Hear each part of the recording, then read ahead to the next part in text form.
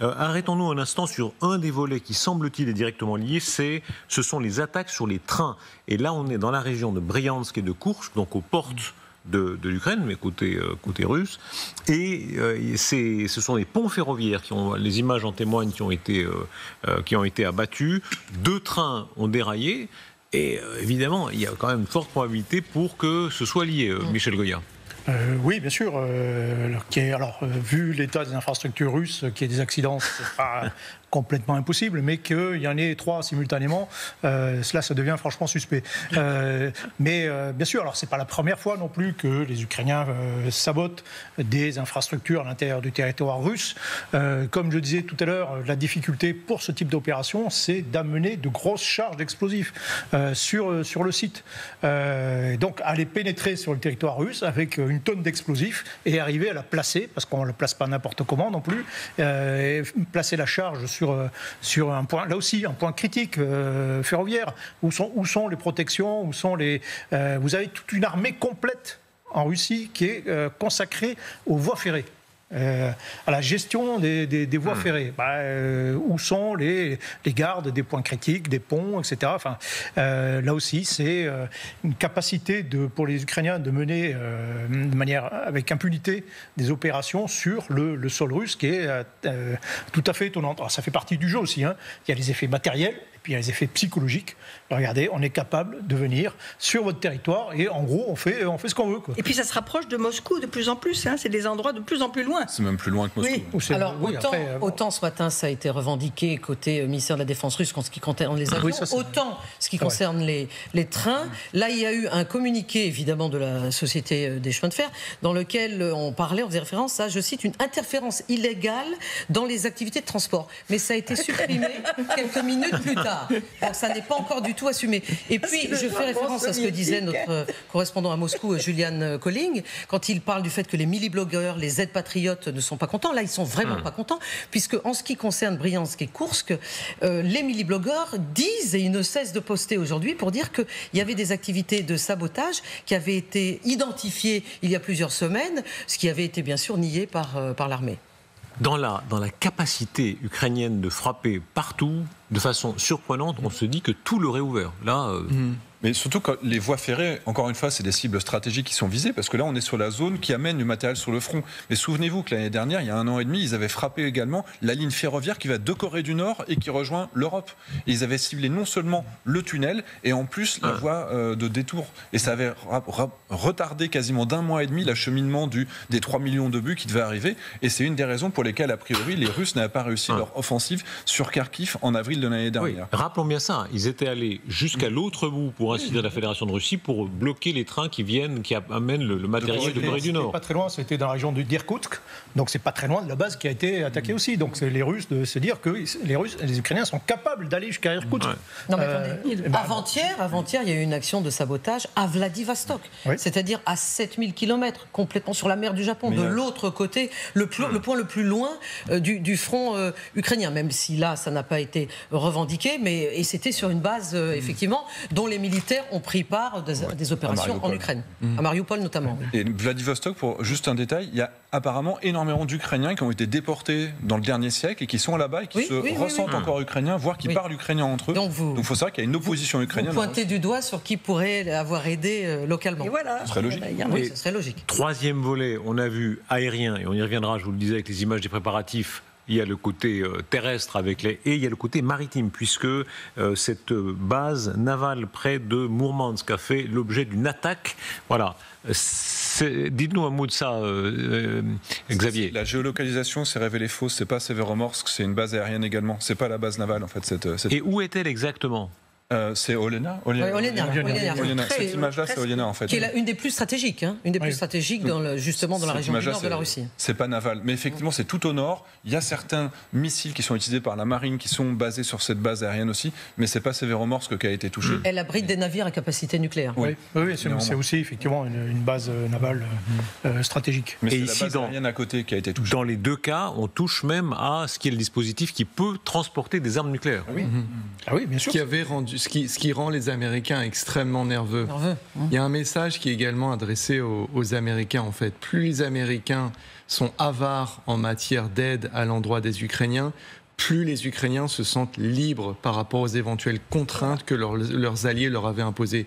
Ce que décrivait Xavier Titelman il y a quelques instants, c'est-à-dire cette nation commando, c'est aussi ce que nous, alliés, avons fait de l'Ukraine au travers de notre manque de volonté. Nous les avons contraints à développer, ils le font admirablement, ces technologies qui leur permettent de porter des coups très très loin, de manière très inédite, jusque sur le territoire russe, à des milliers de kilomètres des lignes de front. C'est-à-dire c'est la condition sine qua non de leur survie. Imaginons Vladimir Poutine qui a appris tout ça. Je ne sais pas à quelle heure exactement ça s'est déroulé, mais disons les nouvelles là n'étaient pas très bonnes. Je ne voudrais pas être à la place de celui qui est arrivé pour dire Monsieur le Président, il y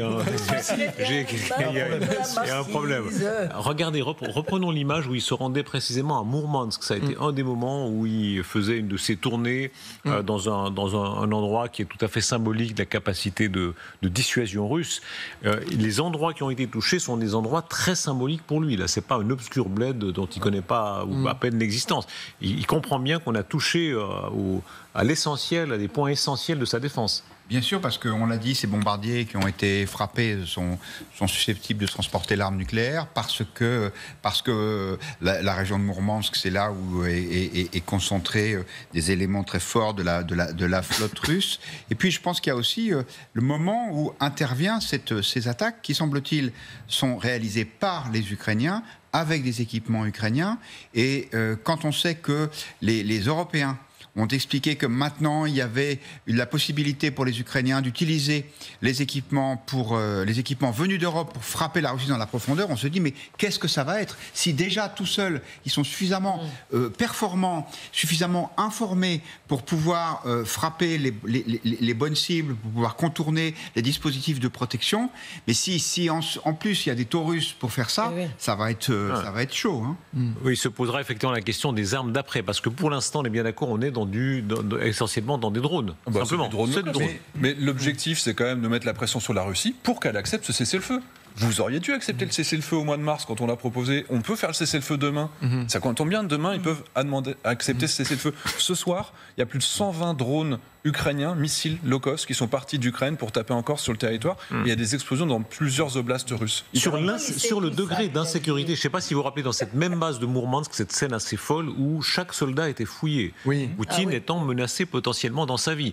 Quand on voit le degré, voilà, c'est cette scène-là. Regardez, c'était toujours lors de cette visite où on voit qu'il y a un officier qui passe devant chaque soldat, qui théoriquement sont de confiance. Mais enfin, la confiance est limitée. Comment ? Surtout que ça a l'air d'être une garde d'honneur. Oui, c'est une garde d'honneur. Il y a des gens qui sont un peu sélectionnés. C'est ce qui était marqué dans la bague de Mérimée. Souviens-toi de te méfier. Là, il faut bien se méfier. Quand tu es Vladimir Poutine et que tu vois que les Ukrainiens arrivent à frapper n'importe où dans le territoire, ça veut dire que le jour où ils veulent le tuer, ils ont certains atouts. Darius, là, c'est à Mourmansk, qui est juste à côté. Il y a la base militaire navale de Severamorsk. Et en l'an 2000, il y a donc très longtemps, mais ça a marqué quand même tous les Russes, il y avait eu le naufrage du sous-marin Kursk. On se souvient, voilà, effectivement. Et Vladimir Poutine avait été contraint, il n'était pas venu tout de suite, mais à venir et à parler devant les mères, les épouses de ces soldats, de ces marins à Severamorsk. Et ça ne s'était pas bien passé. Donc la confiance ne régnait pas déjà.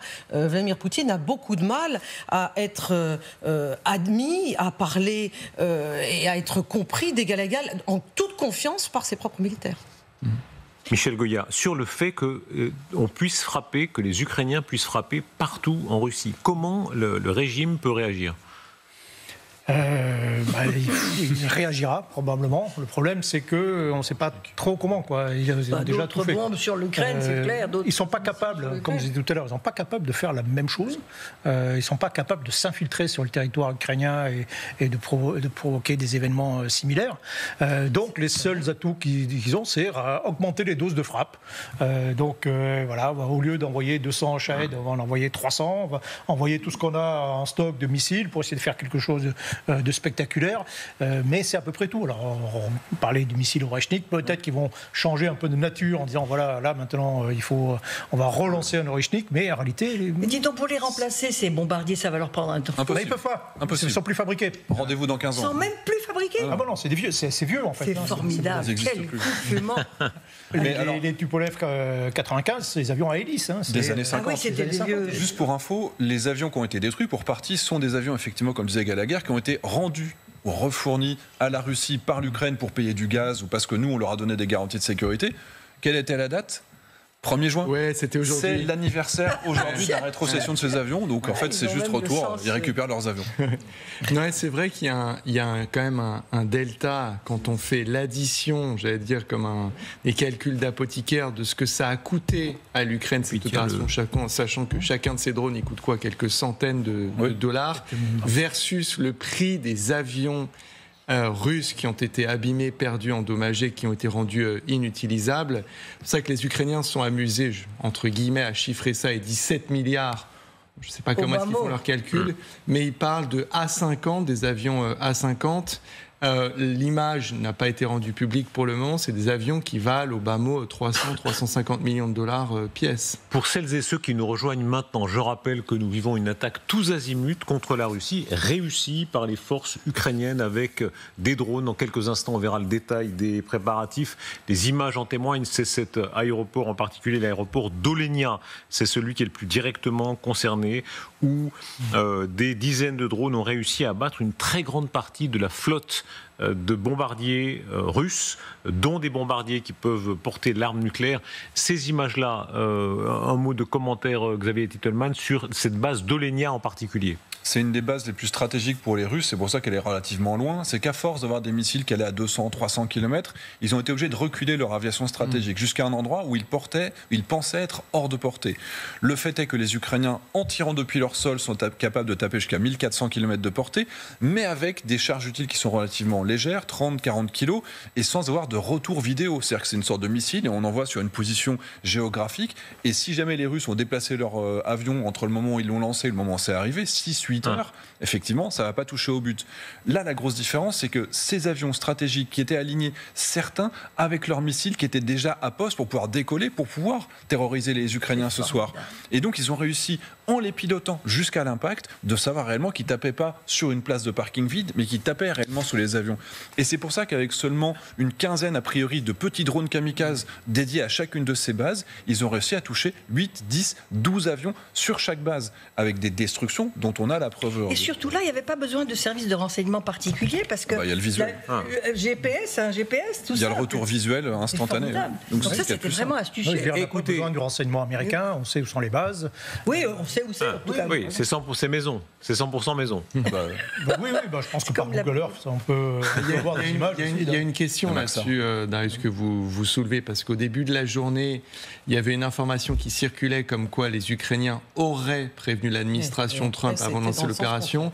Et Axios a fait a interrogé des officiels ukrainiens qui ont démenti, qui ont dit non, pas du tout. On n'a pas du tout coordonné. C'est pour ça que je faisais ma remarque précédente sur la distanciation actuelle entre les Ukrainiens et, comme on les appelait, leurs alliés, leurs collègues, leurs adversaires américains. Écoutez, ces quelques secondes, un soldat russe qui a eu la surprise de voir débarquer les drones sur son terrain d'aviation. Tout est détruit. La défense aérienne, lui. Voilà. Alors, je crois que c'est vraiment très court, la formule originelle. Il ajoute quand même, c'est la merde. Pardon, mais sur LCI, on est élégant, donc c'est moins élégant. Pardon. Vous l'auriez laissé en russe, on aurait. Non, mais voilà.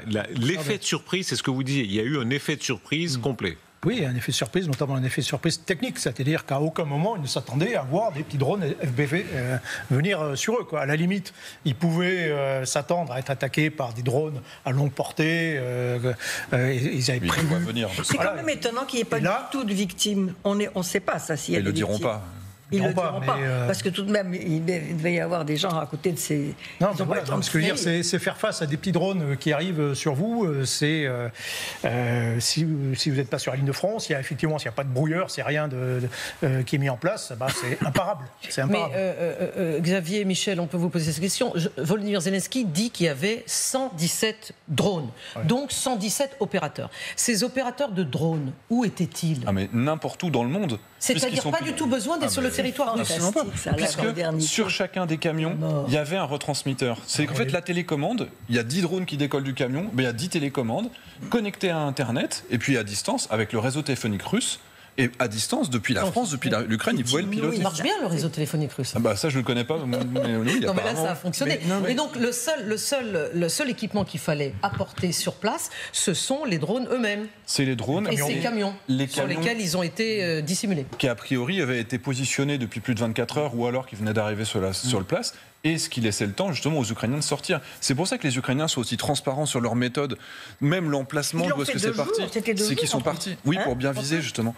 Oui, ce qui contribue à la surprise aussi. C'est-à-dire qu'on s'attend plutôt à des attaques de nuit par drone à longue portée, et puis là c'est une attaque de jour avec des petits drones. Alors, évidemment, et est-ce que si Internet était défaillant à proximité de ces bases, ils ont utilisé un système Starlink qu'ils ont déplacé Starlink est inopérant sur le territoire russe. Arrivons maintenant à un des aspects les plus extraordinaires de cette attaque de très grande envergure, ce Pearl Harbor russe. D'ailleurs, on verra d'autres comparaisons. Ça rappelle aussi ce que les Israéliens avaient fait contre l'armée égyptienne à l'époque, en 67. Mais concentrons-nous sur les préparatifs. Regardez ces images qui permettent de les comprendre. De quelle façon ces drones ont fait une première partie du voyage par camion, Xavier.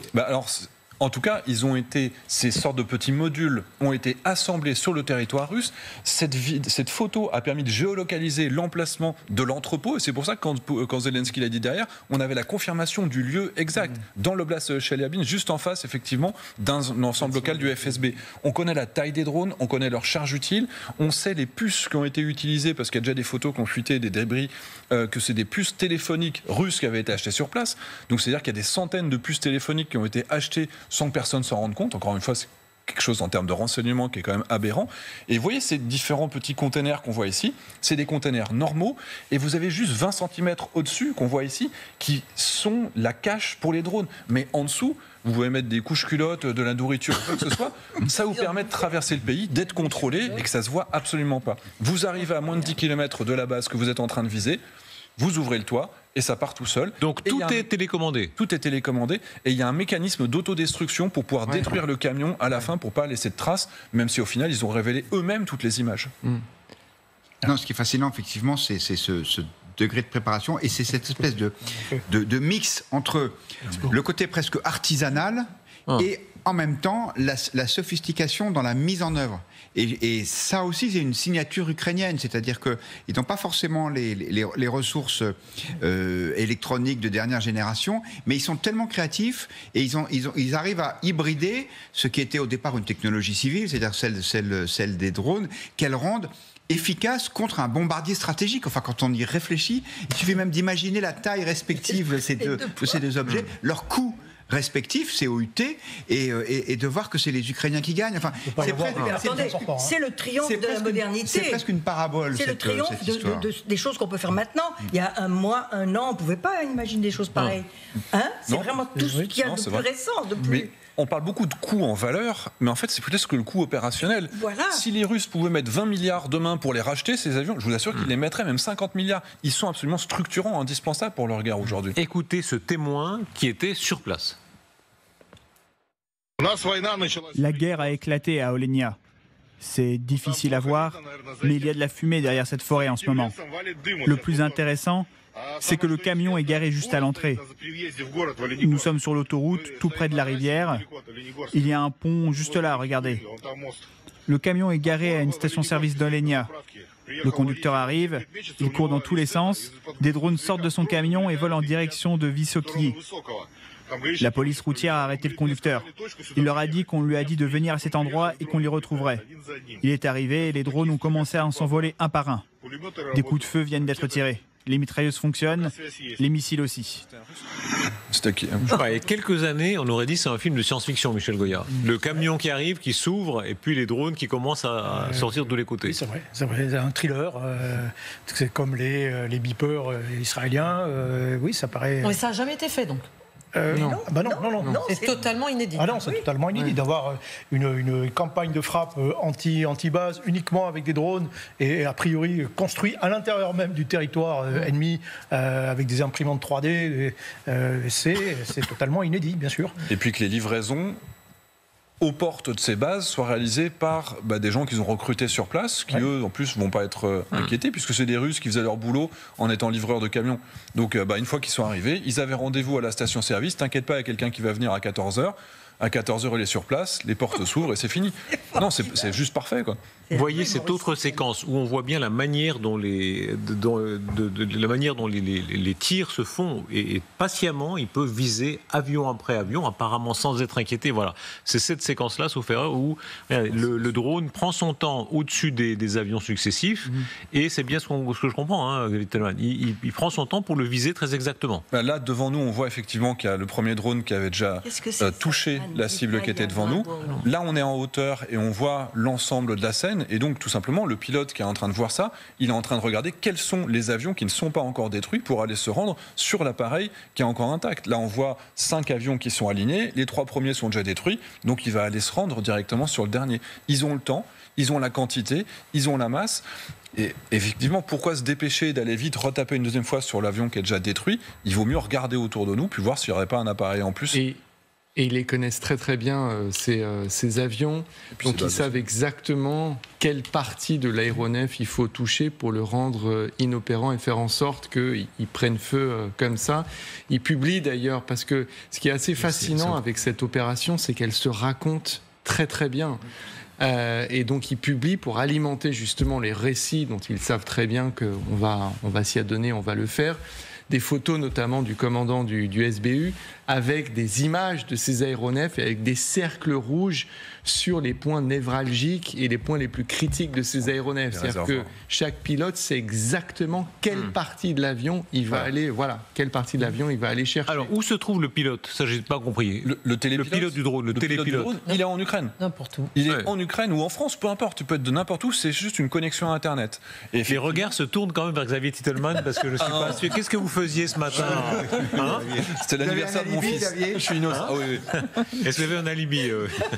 Ce qu'on voit ici, vous voyez, il y a des croix rouges qui sont au niveau de l'aile gauche de ce Tupolev 95. Ça correspond au réservoir de kérosène. Et en tapant à cet endroit-là, ils ont la certitude de faire brûler l'essence qui sera à l'intérieur ou de taper sur les longerons qui font toute la longueur. Donc c'est irréparable en réalité. Et donc quand les avions sont remplis de carburant en plus, vous avez forcément un avion qui est détruit.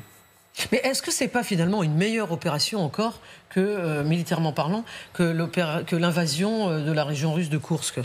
De procéder à ça, parce que à Koursk, ensuite ils ont dû rester, les Ukrainiens, ça a été compliqué. Il y a 2 guerres. Il y a la guerre à courte distance où le front doit tenir, et le fait que les Russes se soient fatigués pendant 8 mois à reprendre Koursk au lieu d'envahir du Donbass, c'était déjà efficace. D'accord.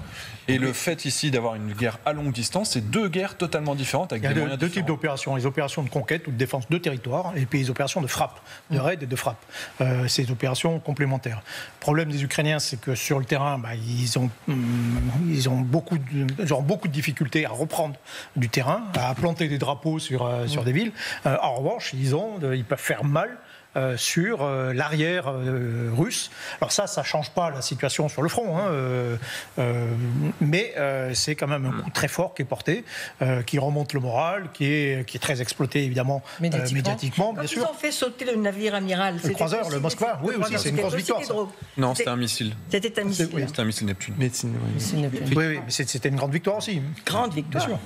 D'abord, il faut souhaiter pour les Ukrainiens que la comparaison avec Pearl Harbor s'arrête là, puisque Pearl Harbor était un coup extrêmement audacieux. Mais il y a eu une réponse américaine dont on sait où elle nous a menés.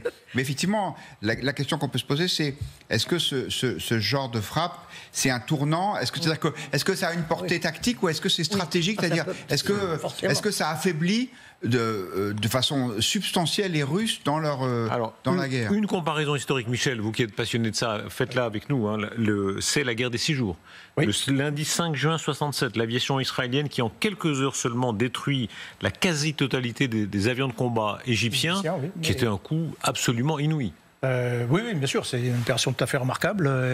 Ils ont détruit toute l'aviation, ils ont attaqué toutes les bases au petit matin, au moment où les bases n'étaient pas encore opérationnelles, les pilotes n'étaient même pas là, il n'y a pas de défense. Et à partir de là, il y a plusieurs centaines d'avions qui ont été détruits, qui ont été mis hors de combat en l'espace de quelques instants. Ce qui a été décisif évidemment dans la suite de la guerre. Après, tout le ciel appartenait aux Israéliens, et ce qui évidemment change considérablement les opérations.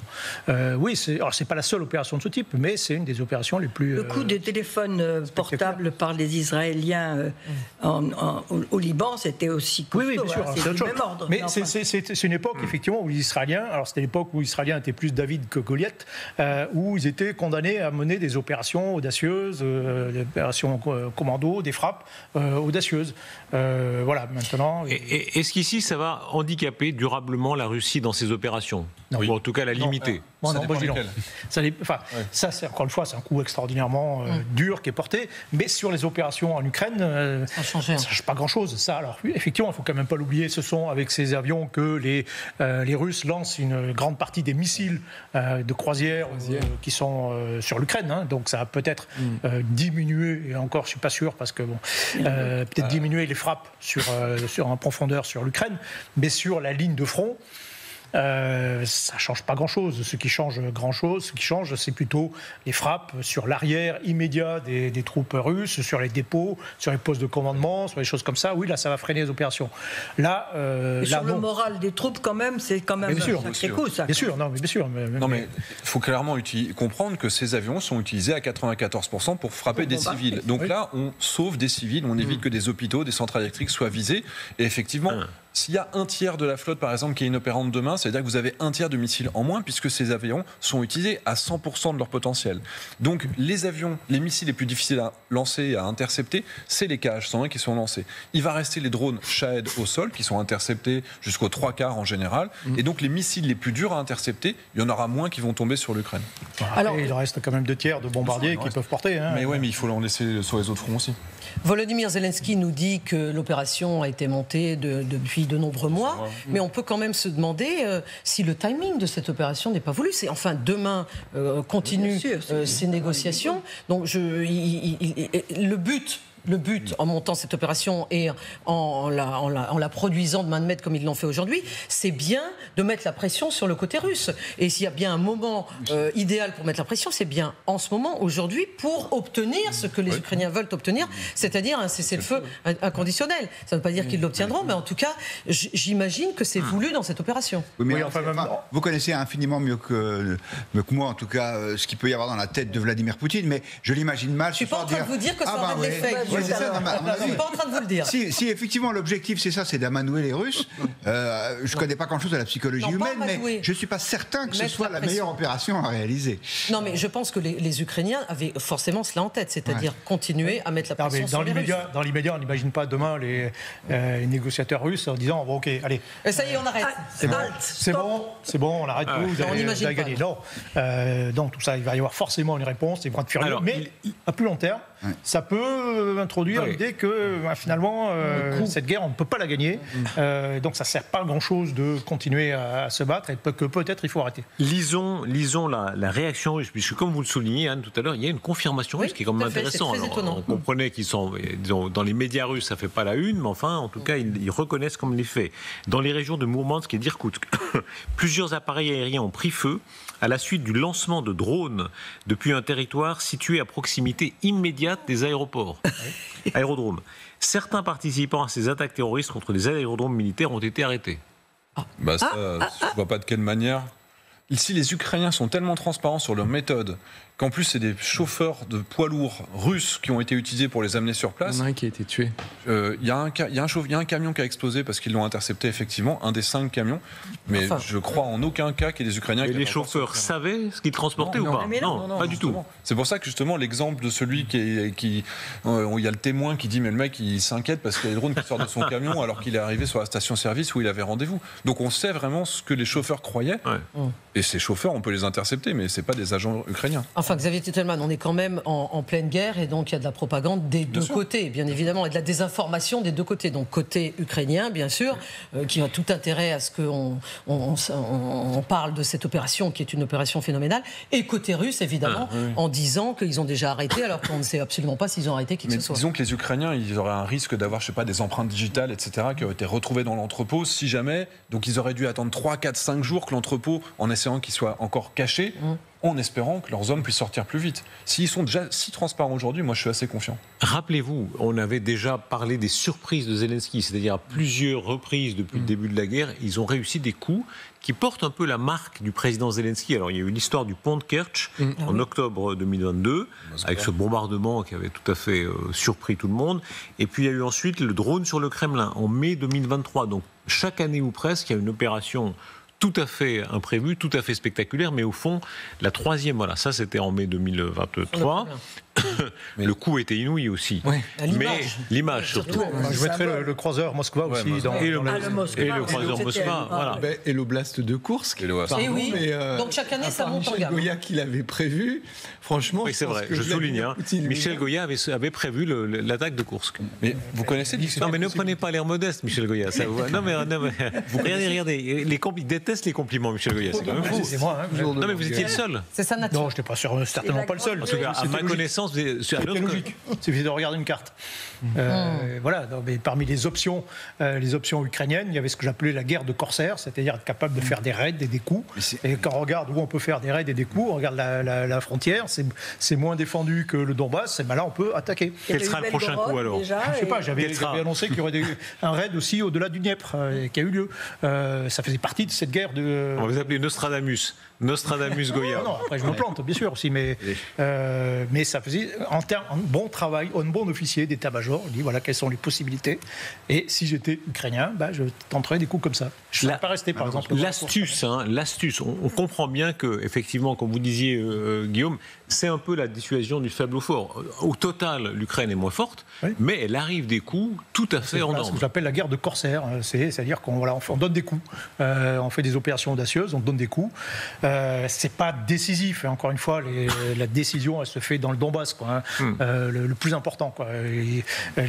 Enfin là, il y a quand même une perte sèche. Parce que le drone sur le Kremlin, ça n'a pas d'effet hors de l'image. C'est des coups, mais on ne plante pas de drapeau, qu'on n'avance pas sur le terrain, qu'on n'acquiert pas de terrain. Je pense que les Ukrainiens, ils accepteraient d'échanger cette opération contre, je ne sais pas moi, la reprise de la libération de Mariupol, par exemple. Mais ça fait mal. Ça fait mal, et ce qui en cumule, ça contribue à l'usure du potentiel adverse, ça contribue à l'usure du moral, et inversement à regonfler celui des Ukrainiens. Donc ça fait partie du jeu, mais c'est pas suffisant, quoi. Non, les Ukrainiens ont théorisé, me semble-t-il, ça, c'est la stratégie des mille entailles. Donc, en fait, vous portez des coups, énormément de coups. Ça fait une guérilla d'État. Exactement, ça fait monter le coût de la guerre, et vous êtes en train de chercher le point de rupture, en fait, de l'ennemi, parce que même s'il peut effectivement énormément encaisser, ça finit par faire beaucoup, et un jour peut-être trop. Voilà, mais le problème de ce type d'opération, c'est qu'on attend des effets cumulatifs, et on attend qu'un jour émerge quelque chose. Alors que les opérations de conquête, vous le voyez sur la carte, qui est dans le sens de l'histoire, qui plante des drapeaux, qui avance, qui recule. Donc les choses sont beaucoup plus claires. Est-ce qu'il y a beaucoup de complicité potentielle? On rappelle toujours, depuis 91, évidemment, des gens qui ont fait carrière, 91, c'est pas si vieux, enfin, des gens qui ont fait les mêmes écoles militaires, les mêmes écoles de police se retrouvent l'un en Ukraine, l'autre en Russie. On imagine qu'il y a quand même pas mal d'agents doubles, ne serait-ce que ça. Oh ben évidemment. Mais je dois vous féliciter parce qu'il n'y a que sur LCI qu'on en a tellement parlé. J'ai regardé toutes les chaînes aujourd'hui, il y avait bien sûr les Champs-Élysées et partout, et pas que chez vous. On en a parlé pas beaucoup sur les autres chaînes. J-5, Canal 15. Vous voulez enregistrer tout de suite une bande-annonce, Machamé? Je vais le faire. Non, mais merci beaucoup, ça touche beaucoup, évidemment. Xavier. Non, sur les complicités. Effectivement. Non, très rapidement, et je laisse Xavier répondre. Mais en fait, les deux cultures, effectivement, et les deux peuples se connaissent très très bien, pour des raisons qu'on n'a pas besoin de rappeler. Mais il y a peut-être des Russes aussi qui peuvent être payés. Il y a, parce que vous insistez sur l'adhésion éventuellement idéologique, mais tous les leviers en fait de recrutement peuvent être activés des deux côtés. Et ça, les deux camps l'ont très bien compris. Il y a des Russes qui sont tellement motivés pour faire tomber Poutine, qui sont passés dans l'armée ukrainienne. Il y a quand même des groupements entièrement 100% russes et de Biélorusses, donc des gens qui ont une capacité de se mouvoir, se déplacer. On sait par les renseignements... Enfin là, c'est plus facile, ils sont côté ukrainien. Là, on parle d'opérations mais ils l'ont fait à l'intérieur de la Russie, c'est compliqué. C'est sûr. Il faut vraiment le vouloir, effectivement. Mais je veux dire, globalement, on sait qu'il y a des gens qui sont dans l'opposition. On sait par exemple que même les Ukrainiens ont les informations sur les personnes qui étaient à bord de certains avions qui ont été abattus. Par exemple, l'Ilyushin 22 qui avait été abattu fin 2023 et d'autres début 2024. Ils connaissaient les gens qui étaient à bord de l'avion. C'est pas du renseignement, c'est une photo sur un tableau qu'ils avaient dû prendre pour le savoir. Donc on sait très bien que même au niveau stratégique, ils ont des renseignements qui leur viennent pour certains des Américains, mais ils ont aussi ces complexités. Le fait est, Darius, qu'il y a plusieurs millions d'Ukrainiens qui habitent évidemment en Russie et que des deux côtés ne règne pas la confiance. C'est tout à fait normal. Côté ukrainien, on est extrêmement défiant, on se méfie absolument en Ukraine de personnes qui sont russes ou qui ont habité en Russie, et c'est bien normal, et notamment des journalistes russes. Il n'y a pas de journalistes russes qui travaillent en Ukraine aujourd'hui. Et côté russe, on se méfie énormément des Ukrainiens, mais ils ne peuvent pas, là on en a la preuve, ils ne peuvent pas réussir à avoir des informations sur tout le monde. Parce que forcément, cette opération a été infiltrée avec des gens sur place. Alors Xavier Titelman, question d'un ami un peu sceptique, grand admirateur de vous, mais un peu sceptique, qui m'écrit, est-ce que vraiment, ces avions, évidemment, c'est des avions historiques, mais est-ce qu'ils avaient encore une utilité réelle, par exemple, sur le champ de bataille ukrainien? C'est les seuls vecteurs pour les missiles air-sol de croisière. Il y a les bombes planantes qui sont lancées avec les Sukhoi 34, il y a les missiles de croisière qui sont lancés Tupolev 95, Tupolev 22, Tupolev 160. Et ces mêmes avions sont les seuls qui sont capables de lancer les bombes nucléaires. Donc quand la Russie perd 10, 15, 20%, quand ils en ont que 20 et qu'ils en perdent même 2, 5, c'est absolument gigantesque en termes de capacité opérationnelle. Mais la Russie cherchait à faire des avions de remplacement parce que ces avions sont complètement dépassés. Et notamment le programme s'appelle le PAC-DA. Et le PAC-DA est un échec. Remplacer les A50 radars pour faire le A100, c'est un échec. Ils ont dû annuler le programme. Donc ils n'ont rien derrière. Quelles seront les représailles russes? On imagine mal Poutine, comme vous disiez, rester inerte, tout de l'autre joue. C'est pas vraiment le genre de sa maison. Alors il y a déjà eu dans la nuit passée un certain nombre de bombardements par drone et par missiles. 500 drones et missiles. Donc il y a déjà un effort de guerre continue, d'ailleurs nuit après nuit, de la part des Russes. C'est déjà le cas, je veux dire, c'est déjà le cas, c'est déjà tous les jours. Donc qu'est-ce qu'ils peuvent faire de plus, quoi, donc au lieu d'envoyer 200 drones Shahed, ils vont en envoyer 300. Bon, voilà, mais c'est... Enfin, ne diminuons pas. Avouons quand même qu'on avait beaucoup dit, ils n'ont plus les moyens, ils sont à bout, etc. Ils ne sont pas tout à fait à bout. Ils ont aussi encore des moyens tout à fait classiques, mais de bombardement. En quelle proportion ils sont interceptés? Pardon? En quelle proportion sont 3/4 quand même interceptés? Oui, à peu près. C'était 90, c'est descendu à 75%. Effectivement. Mais parce qu'on fournit moins, ils ont moins de défense anti-aérienne. Justement, parce qu'il y a un effet de saturation aussi. La nature de ces frappes russes est quand même en elle-même un aveu d'échec, parce qu'en fait, ce ne sont pas des cibles militaires qui sont visées là. Et j'imagine que c'est parce que c'est plus facile pour les Russes, ou alors ce sont les seules cibles qu'ils peuvent atteindre avec certitude. Mais il faut toujours se méfier des anachronismes et des comparaisons historiques abusives, mais c'est un petit peu comme quand face à des actes de résistance, les Allemands se vengeaient sur les populations civiles. C'était pendant la Seconde Guerre mondiale. Il y a quand même là deux façons différentes de faire la guerre, parce que on voyait Volodymyr Zelensky qui commentait cette opération, il précisait bien qu'elle était exclusivement contre des cibles militaires. Que peut faire Poutine? Imaginons, tout à l'heure on imaginait ce que Poutine a dû considérer quand il a appris la nouvelle. Là, quelles sont les options qu'il a sur la table? Il peut limoger des gens. Alors, il peut limoger des gens, mais je ne suis pas sûr que ça lui suffise. Il ne va pas le faire parce que ce serait un aveu de faiblesse. Le problème, c'est qu'il faut faire quelque chose, il faut répondre dans un délai assez bref. Pour qu'il y ait un lien avec l'événement. Et dans un délai assez bref, qu'est-ce qu'ils peuvent faire de vraiment significatif? En réalité, pas grand-chose. Alors, on en parlait. Peut-être qu'ils vont ressortir un missile. Il faut essayer de changer de nature dans la riposte. Et ils peuvent faire toujours la même chose, c'est-à-dire envoyer des drones, envoyer des missiles. Bon, ok. Rappelez-vous, après l'attaque de Kerch, sauf erreur, il avait commencé les bombardements des sites énergétiques. Oui, il y a eu 80 missiles qui avaient été lancés 2 jours après, je crois. Et disons les choses, à l'époque, ça avait notablement pénalisé l'Ukraine, parce que beaucoup de gens avaient passé l'hiver dans le froid, dans des conditions extrêmement dures. Donc il y a des moyens de riposte. C'est une campagne, effectivement, à ce moment-là, avec 80 missiles, des salves de à peu près 80 missiles, 100 missiles parfois, balistiques ou de croisière, et à peu près toutes les semaines ou tous les 10 jours. Donc c'était en fait cette répétition qui faisait mal. Bon, maintenant, ils n'ont pas les moyens, ils ne lancent plus des salves de 80 missiles, ils lancent des salves de centaines de drones Shahed, mais c'est quand même pas la même capacité de destruction, et de temps en temps, ils balancent quelques dizaines de missiles balistiques ou de croisières, mais c'est plus pareil, quoi. Il y a une plus grande fréquence, c'est tous les jours, mais globalement, c'est moins puissant que ce qu'ils faisaient à l'époque. Non, il y a le monde réel, mais il y a aussi la sphère informationnelle. Et c'est là que rentre, j'allais dire, dans l'effort de guerre, la propagande russe qui va faire tout son travail avec sa plasticité qu'il ne faut pas minimiser, afin de digérer cette information pour la recracher pour le grand public. Donc, on peut parler d'actes terroristes avec l'aide de l'OTAN. Ils peuvent affirmer, et ils l'ont déjà fait, qu'ils ont arrêté la plupart des personnes impliquées. Vous pouvez avoir des vidéos de confession. Ils peuvent également affirmer avoir également ciblé des emprises otaniennes sur le sol ukrainien, avoir tué des mercenaires étrangers qui ont participé. Donc, ils peuvent fournir tout un tas de récits dont ils sont coutumiers pour mieux digérer cela et transformer ce qui, dans le monde réel, est une humiliation en une espèce de pseudo-réponse du berger à la bergère. Le thème dominant, c'est une escalade absolue. Alors qu'on est en pleine négociation. On est là pour faire la paix. On est là pour faire la paix. Et visiblement, l'Ukraine ne veut pas faire la guerre, que l'OTAN ne veut pas la paix. L'OTAN est dans l'escalade, etc., etc.